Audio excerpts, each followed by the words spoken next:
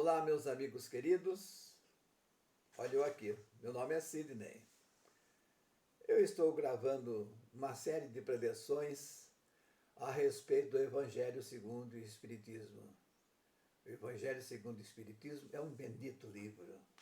É um livro elucidativo a respeito da espiritualidade maior.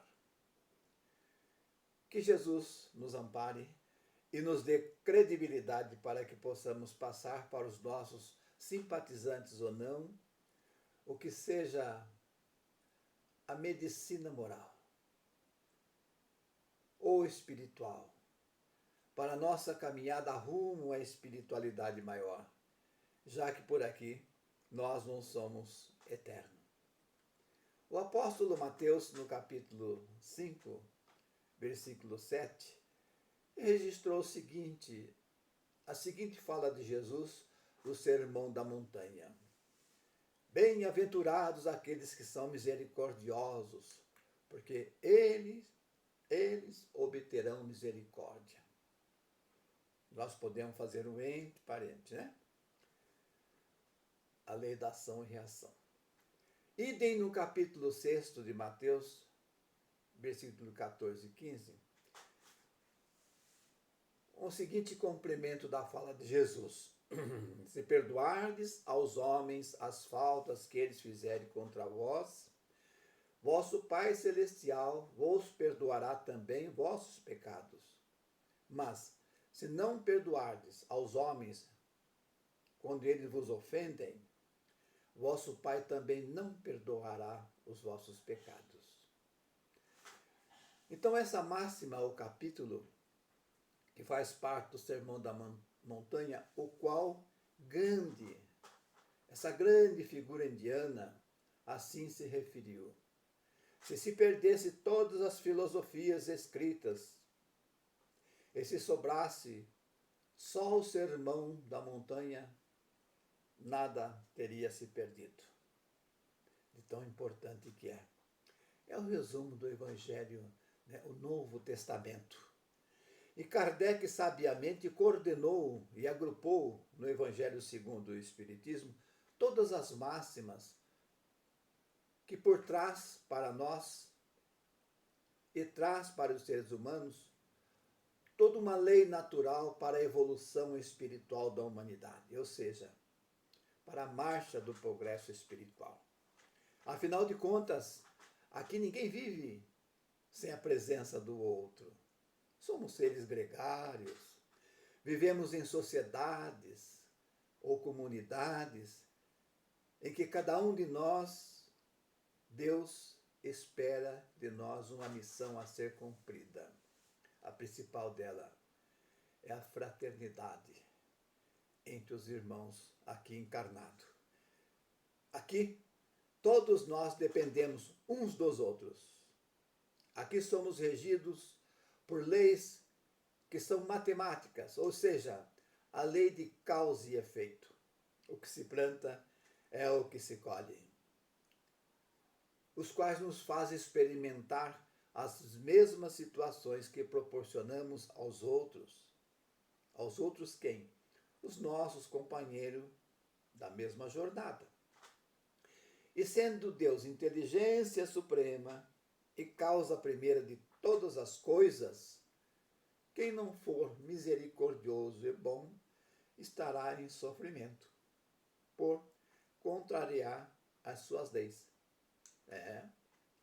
Kardec faz o seguinte comentário: a misericórdia é complemento da doçura. Porque aquele que não é misericordioso e bom não sabe ser brando e nem pacífico.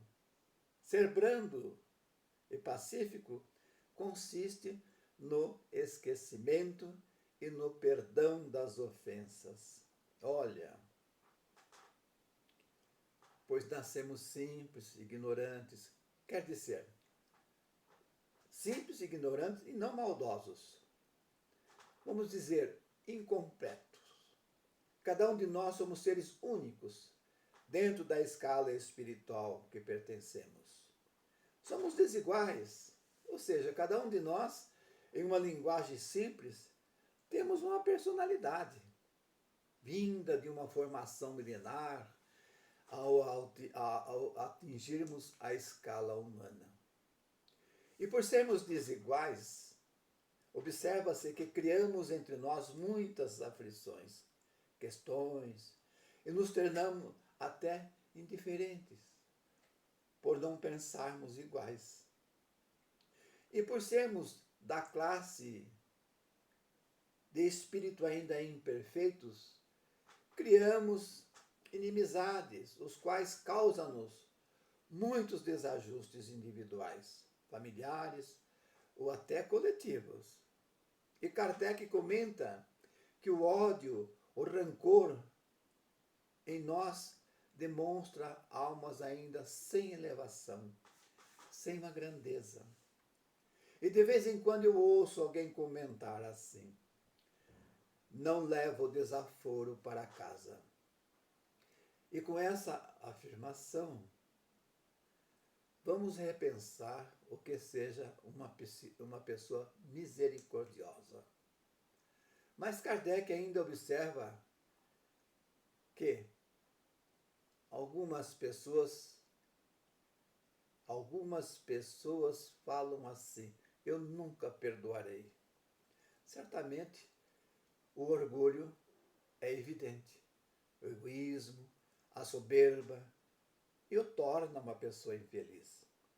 E Jesus nos ensina que a misericórdia não deve ter limites, quando diz para perdoar o seu irmão. Jesus deixou bem claro: perdoar não 7 vezes, mas 70 vezes 7.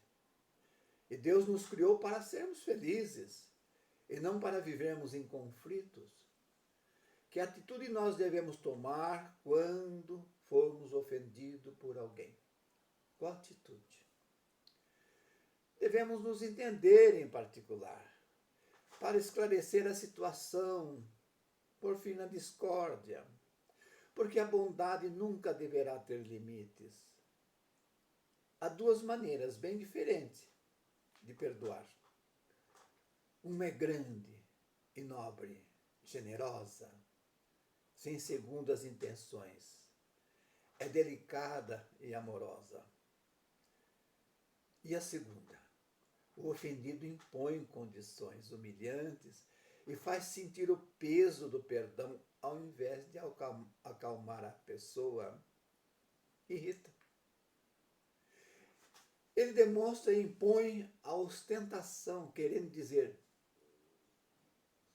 eu sou mais. Eu sou mais. O que quer dizer isso? Eu lhe perdoo, mas nunca mais quero ver a sua cara. Ou então, em suma, saia da minha frente. Não quero vê-lo, nem ouvir. Nunca mais. E assim, esse que expõe o seu orgulho à flor da pele, sempre querendo demonstrar sua superioridade perante o outro, é um infeliz. Em Mateus capítulo 5, versículo 25 e 26, o registro da seguinte recomendação do mestre: olha,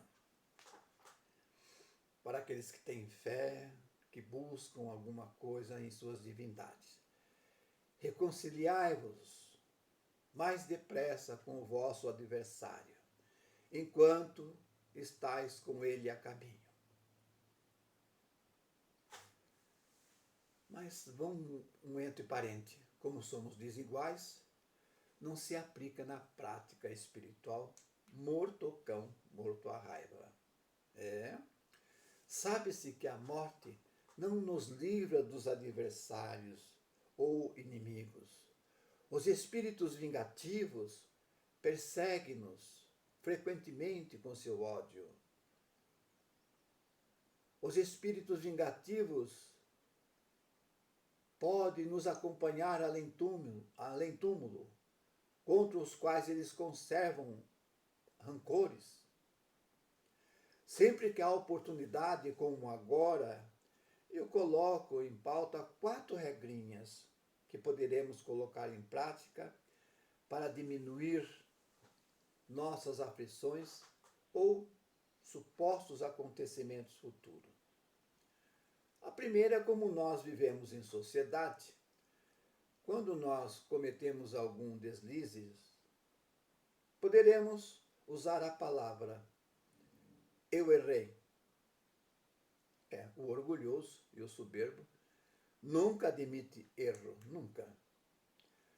Uma segunda palavrinha, me desculpe.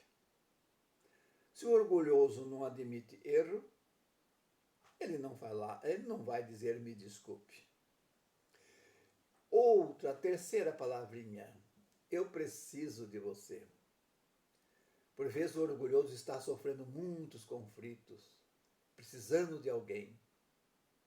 Mas o orgulhoso não admite precisar de ninguém.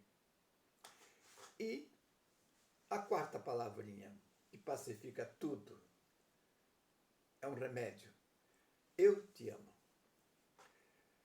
Esta palavra está sendo esquecida ao longo do tempo entre os irmãos aqui da terra. O mundo espiritual é o verdadeiro mundo, habitado por todas as classes de espíritos. Passando o nosso inimigo para o mundo espiritual, ele sabendo e vendo o seu desafeto preso ao corpo, atormenta-o mais facilmente, atingindo-os em seus mais diversos segmentos aqui na Terra, tanto na vida material quanto na vida moral. E esse fato é causa da maioria das obsessões, como também a subjugação e a possessão espiritual. Pessoas assim provavelmente são casos de vingança, por ter faltado com a indulgência, com o perdão, em forma da caridade para o outro. Mas Deus não permite que aquele que perdoou seja atingido por essas energias contrárias. Porque nós temos nossos anjos de guarda, nós temos correntes espirituais nos vigiando. Quando Jesus recomenda a reconciliação, é para evitar consequências futuras em outras existências, como nós estamos comentando. E quando não há reconciliação entre as partes, a reencarnação aproxima os dois para aprenderem a se perdoar. E geralmente vem no meio familiar. Então, o sacrifício mais agradável para Deus, Mateus capítulo 5, versículo 23 e 24. Se, pois, apresentar de vossa oferenda ao altar, os lembrarem que o vosso irmão tem alguma coisa contra vós, deixai a vossa dádiva ao pé do altar. Ides reconciliar com o vosso irmão, e depois voltai para oferecer a vossa dádiva, ou então a oferenda. Se nós estamos à busca de esclarecimento espiritual e cremos que somos imortais, nunca deveremos esquecer esses ensinamentos, essas explicações, vamos dizer espírita, enfoque espírita. E quando Jesus disse, ides vos reconciliar com o vosso irmão antes de apresentar a vossa oferenda ao altar, ele ensina o sacrifício que é mais agradável ao Senhor, ao nosso Criador, o perdão. Só então a oferenda será agradável ao Senhor, porque virá de coração puro, sem mágoas, amorosamente. E todo o pensamento que dirigimos a Deus, ao nosso Criador, ele reconhece pela energia poderosa, limpa de rancores. O que vale para Deus é a intenção, aquela intenção pura. O verdadeiro cristão não oferece dádivas materiais à sua divindade. Aquele que assim pratica ainda está ligado às coisas da matéria, entrando no templo do Senhor, é recomendado deixar para fora todo sentimento de ódio, todo mau pensamento contra qualquer que seja. Mas qual as características de alguém que não perdoa as ofensas recebidas? Qual? A característica é o seguinte: está sempre ansioso, ressentido por tudo, cheio de amargura, e sempre vê no seu próximo um inimigo, nunca um irmão. E para que haja perdão verdadeiro, basta dizer: te perdoo. Basta dizer. O perdão verdadeiro não vem dos lábios, mas do coração, nobre, generoso, com delicadeza, sem constranger o próximo. É impossível uma reconciliação sincera, de parte a parte, quando o ofendido estende a mão ao ofensor com arrogância ou ostentação. Algumas pessoas acham que buscar a reconciliação é vergonhoso, é se rebaixar. Ao contrário. Assim, quem age demonstra um espírito elevado, reconciliador, brando, pacífico, são pessoas simpáticas, têm bons amigos, apresenta ter bons princípios, tanto na vida material como na vida espiritual. Mas há caso em que seja útil revelar mal ou expor a pessoa algumas recomendações. São Luís, em Paris, em 1860, nos deu a seguinte mensagem a respeito. Essa é uma questão muito delicada, que é preciso apelar para a caridade bem compreendida. Se as imperfeições de uma pessoa não se prejudica só a ela mesma, precisa ter sensibilidade. Mas se pode causar prejuízo a outras pessoas, nesse caso, com delicadeza é preferível fazer entender o interesse da maioria. Porque vale mais o dever de proteger a maioria do que usar a hipocrisia para depois todos caírem em grandes aflições generalizadas. Então, viver em família ou em sociedade de uma maneira pacífica é uma ciência. Então, eu achei por bem e produtivo colocar em evidência um poema de um poeta espírita, José Soares Cardoso, que se chama Fraternidade. E essa fraternidade eu traduzo que é misericordiosa e boa para quem é bom entendedor. Uma palavra basta. Ele diz assim: como é bom viver contente, enamorado do bem, não guardar rancores na alma, não querer mal a ninguém, ouvir com profundo enlevo o diálogo da flor, escutar dos passarinhos a linguagem da inocência, sentir, amar a beleza que os astros e a natureza e a própria vida contêm. Ah, mas como é bom colher afeto nos ninhos dos corações, ganhar amigos diletos, fazendo boas ações, plantar rosas de bondade no jardim das outras almas e dar aos outros os frutos da nossa boa colheita, dar alegria aos tristes, alimento aos que têm fome.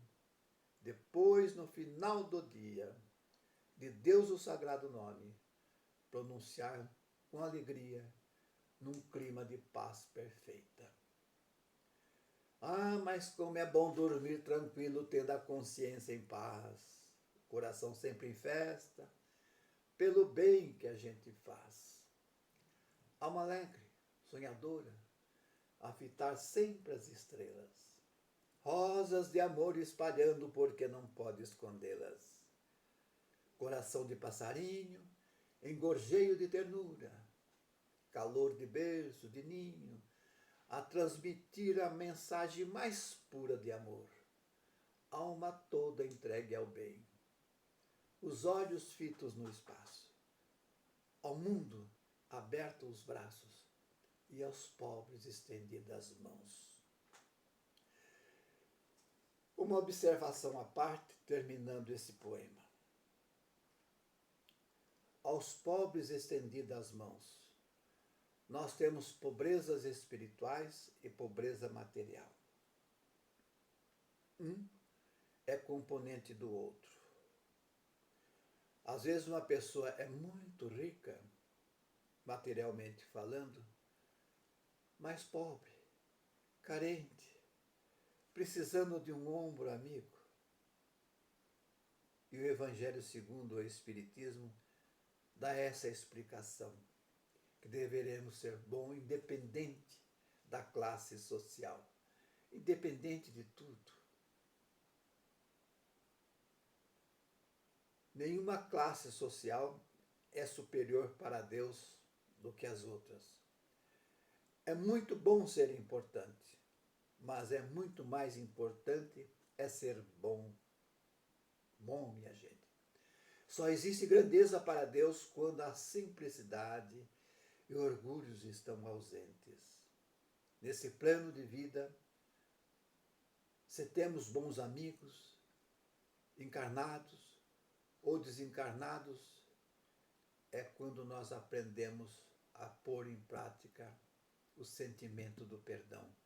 A maior virtude que nós poderemos exemplificar no meio social onde nós vivemos. Em família, no trabalho, quer onde seja, até entre os nossos irmãos menores, os animais.